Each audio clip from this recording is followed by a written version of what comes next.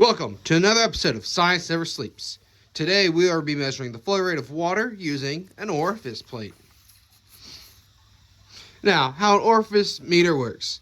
We're going to be having water going through a pipe. We're going to have the orifice plate down here where I have, a hole. And the water will be going through that hole, which will create a high pressure area and a low pressure area. And through right here, we'll have a piezometric head.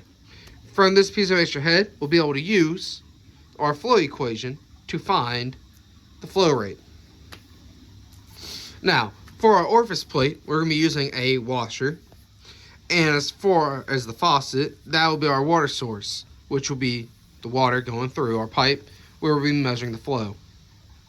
Now here, the faucet will be connected to a PVC pipe fitting, which will be connected to the entire PVC pipe.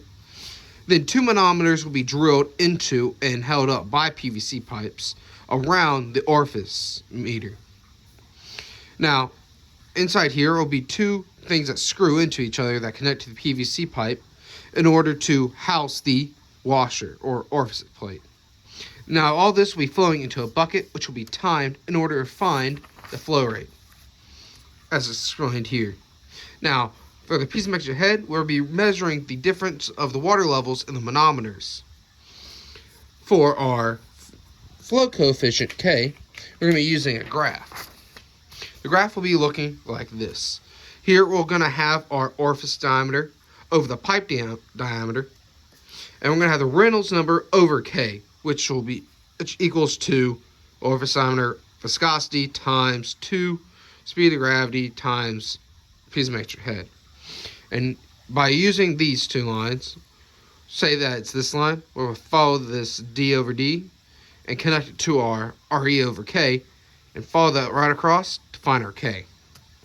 Now, for the area of the orifice, we're just going to need the orifice diameter and plug it into a area equation.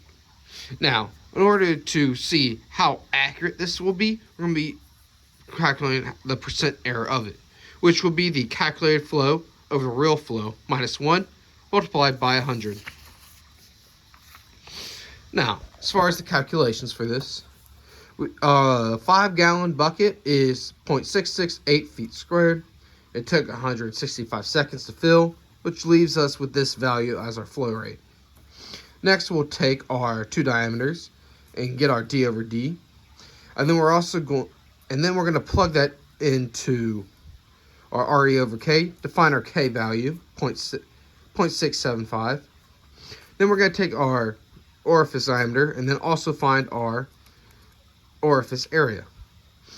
We're then going to plug that into our flow calculation and get 0.00543. Now, whenever we plug it all into our percent error formula, we're going to get a 34% error. Now, the possible reasons for this percent error is the pipe connections were not accounted for, which could have created losses. The orifice plate is really just a washer, which could affect the efficiency of it. And also, inaccuracies with measuring the piezometric head, as the manometer water level will be rising and lowering, causing an error. Now, let's check out the orifice meter running.